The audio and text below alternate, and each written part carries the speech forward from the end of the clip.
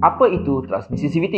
Transmisi CVT atau kita panggil Continuously Variable Transmission berubah dengan sangat lembut tanpa bertakuk-takuk melalui julat nisbah gear yang tidak berkesudahan semasa anda memandu. Sedangkan jenis transmisi mekanikal yang lain menawarkan sebilangan nisbah gear yang tetap dan mempunyai penukaran gear yang jelas antara setiap gear.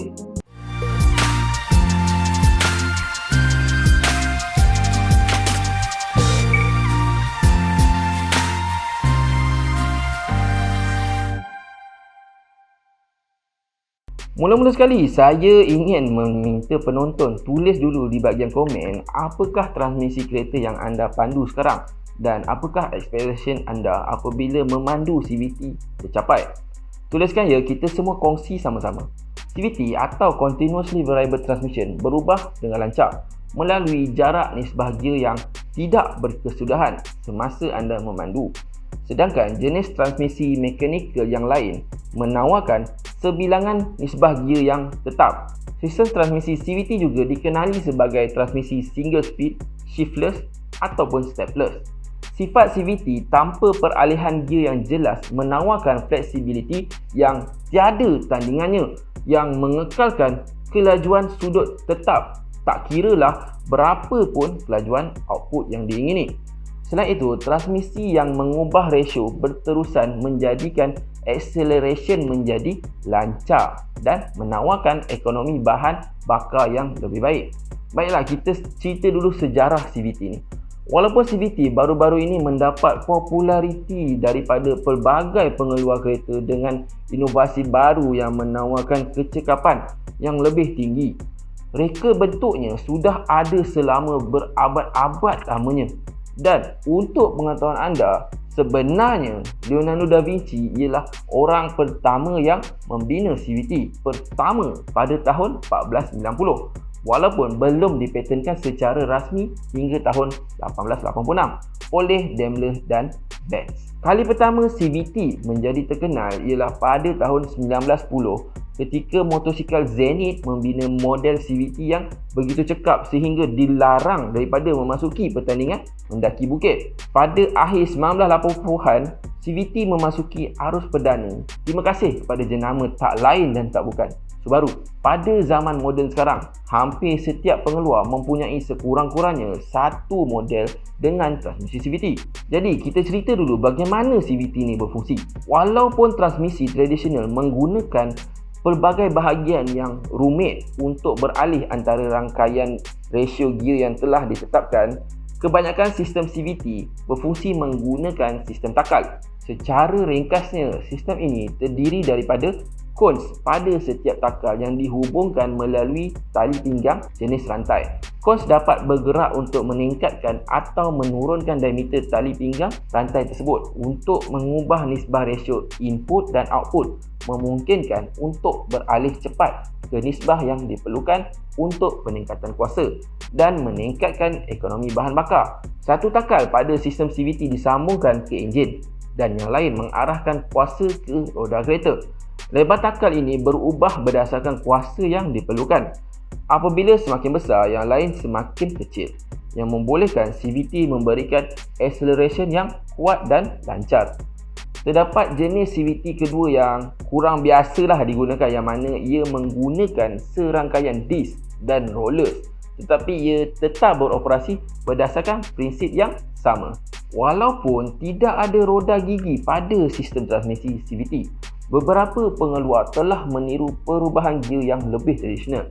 Dalam transmisi ini, sistem belt dan takal telah direka untuk bergerak ke titik ratio yang telah ditetapkan dengan menggunakan tuas shift tradisional atau pedal shifter pada steering kereta.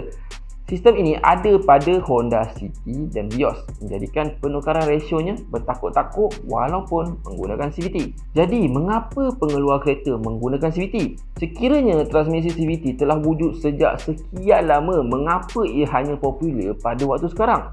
Pengeluar kereta menyedari bahawa CVT ini lebih sesuai untuk pelanggan utama mereka. CVT mendapat kuasa sebanyak mungkin dari enjin yang lebih kecil. Ini menjadikan acceleration kereta lebih cepat dan lebih responsif sehingga rata-rata pemandu menikmati pengalaman pemanduan yang lebih baik apabila menggunakan transmisi jenis CVT. Okey, sekarang kita cerita kelebihan transmisi CVT. CVT ni menawarkan pelbagai faedah kepada pemandu biasa.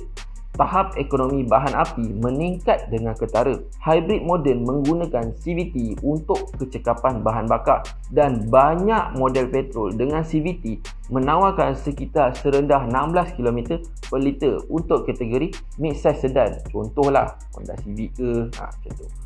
So, memandu menaiki bukit adalah lebih mudah. Transmisi lain harus bekerja lebih keras untuk mencari nisbah roda gigi yang tepat untuk menaiki bukit tersebut.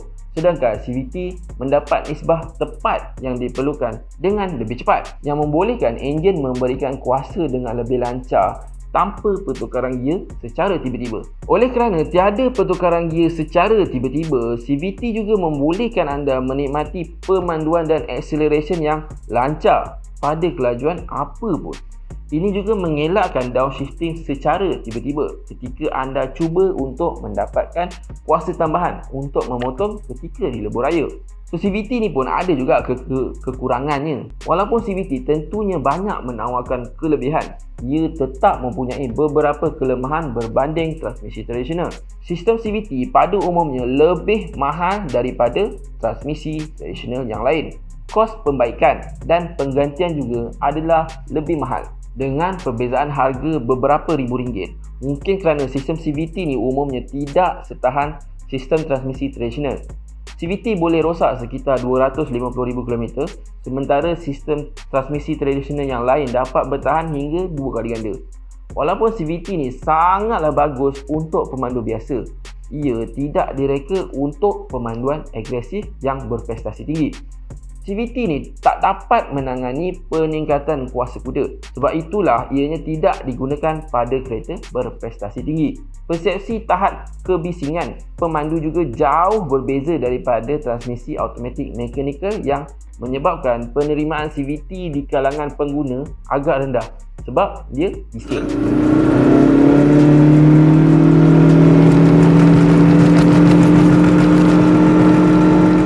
Kalau anda nak beli kereta ni, apa yang perlu diperhatikan apabila membeli kereta terpakai yang menggunakan CVT? Anda perlu membuat pemeriksaan tambahan sebelum membeli kereta terpakai dengan transmisi CVT. Oleh kerana kos untuk mengganti CVT adalah sangat tinggi, pastikan anda membuat pandu uji yang menyeluruh, menjalankan transmisi pemeriksaan yang rapi dan periksa jaminan yang diberikan ke atasnya. Semasa kita test drive kereta tu, perhatikan beberapa perkara yang saya sebutkan ni. Okey, yang pertama, slow shifting. Walaupun anda tak perlu menukar CVT dari gear pertama ke gear kedua, anda harus beralih antara park, drive dan reverse kan?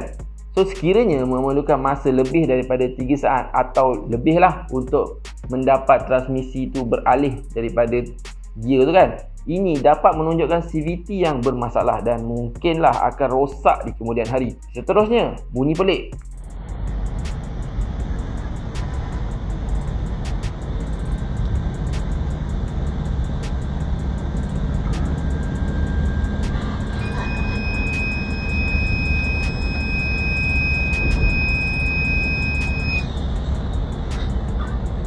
CVT secara semula jadi memang berbunyi lebih kuat daripada transmisi-transmisi yang biasa. Tetapi CVT tidak boleh terlalu keras sehingga bunyi bising yang terlalu jelas serta humming yang berfrekuensi tinggi sehingga ia berlaku sepanjang pemanduan normal. Sekiranya anda mendengar bunyi yang berlebihan ketika memecut, itu adalah bendera merah dan silalah cabut lari. Tergelincir. Apabila anda memecut, anda harus mengalami pecutan yang berterusan dan lancar.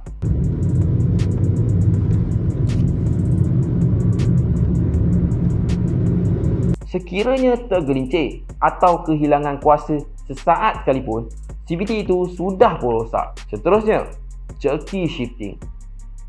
Contoh, penukaran rasio CVT tidak boleh menyentak atau menggegarkan kenderaan.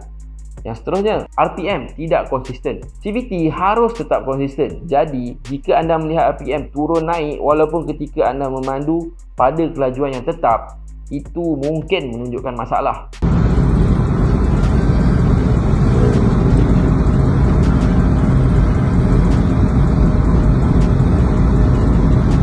minyak transmisi kotor. Jika minyak transmisi kotor ni menunjukkan adanya masalah dengan transmisi tersebut. Kesimpulannya, transmisi CVT dapat meningkatkan pengalaman pemanduan bagi pemandu biasa. Ini dapat meningkatkan kecekapan dan membantu kita menaiki cerun. Ia sangat berguna di kawasan berbukit. Ingatlah bahawa transmisi ini boleh datang dengan harga yang lebih mahal sewaktu membelinya dan juga kos pembaikan yang lebih tinggi. Itulah sebabnya penting untuk kita memastikan ia dilindungi dalam jaminan, dan jika tidak, dapat memastikan ia sentiasa mematuhi jadual servis berkala yang dicadangkan oleh pengeluar.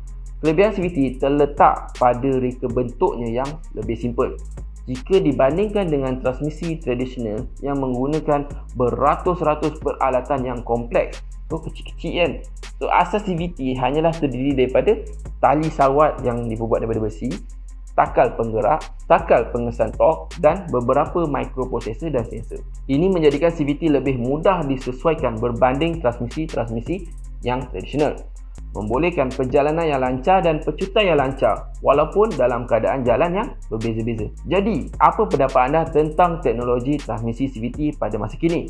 Lebih baik atau menyusahkan pengguna? Boleh tuliskan komen di bawah. Diharap perkongsian pada kali ini bermanfaat untuk semua. Jaga diri sentiasa dan jangan lupa duduk di rumah. Kita sama-sama putuskan rangkaian COVID-19. Nak tahu lebih lagi berkenaan kereta? Jangan lupa like video ni, subscribe dan share terus ke media sosial anda. Moga kita bertemu lagi di video yang akan datang. Assalamualaikum dan bye.